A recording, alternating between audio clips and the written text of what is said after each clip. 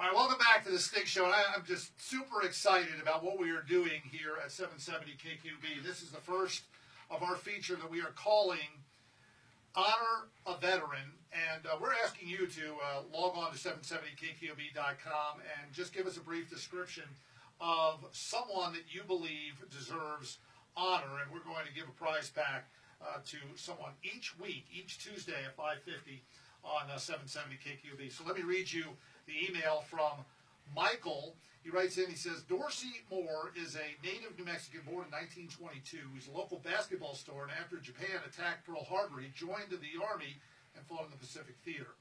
When he saw that they were taking heavy casualties from a well-hidden bunker, he found a radio and redirected artillery fire from the ships, and they promptly took out the bunker. He prevented a lot more casualties. He also went out to take a machine gun nest by throwing in grenades from an overhang, but they pushed the grenades out, so he pushed them back in. He was unable to get clear of the blast, and his body was ripped apart. His injuries were so bad that the medics didn't want to waste time by working on him. There was a clergyman that saw his body shivering and gave him some whiskey, even though he was told it was a waste. And Dorsey joins us here in studio on 770 KQB. Tell us the end of that story. You survived. How did you survive? Well, I crawled up the hill and they passed me in a little bit, took me down to the aid station, and they transferred me several times, and then they transferred me to the ship, and they said, don't worry about it, you won't have it long. And we made it down to New Caledonia to the hospital there, and I was there about a month and a half. Did you know at the time that you were pretty badly hurt, that they were kind of giving up on you, and what in your head said, what in your head said, I want to live? How did you persevere? Well, you just do what you have to. Every time they moved me, they said, don't worry about it, you ain't making it, you don't have any blood. And you made it. I made it. I had enough blood that I kept going. They didn't think I did, but I did. How do you think you made it, Dorsey? I mean, what was it? Did you just say to yourself, I'm not going to die? Yeah.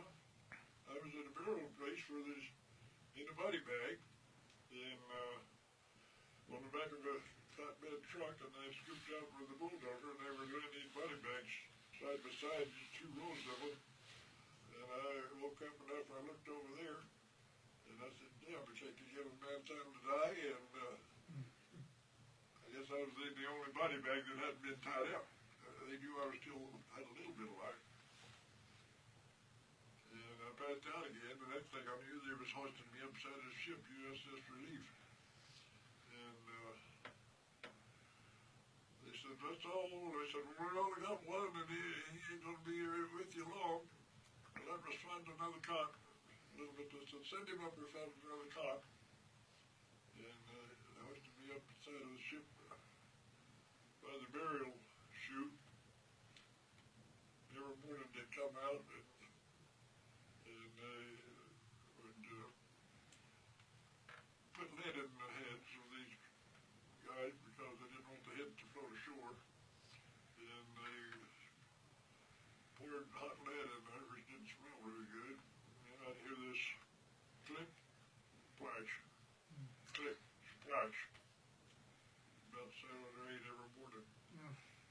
Wow. Tell me, you got back into the fight. Oh, yeah. After you recovered, you got back into the fight. Tell me why you wanted to do something like that. Well, they wanted me on that. I managed to get over to Australia, and I was happy there. And the outfit was headed for Okinawa, and they sent word to send. There was 8 of us in Australia, and they sent word to send us back to the fastest transportation they had. So they sent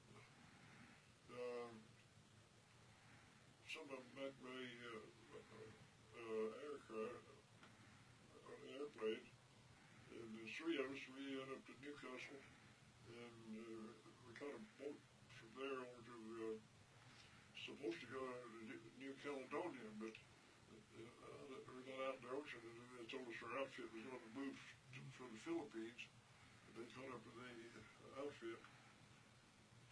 my squad were trying to help me to see me. They said, Reeves was our squad leader. Yeah. You're an inspiration. You made it to 94 years old now, right? We'll be in July. In July. You are a New Mexico treasure, sir. Thank you so much for your service.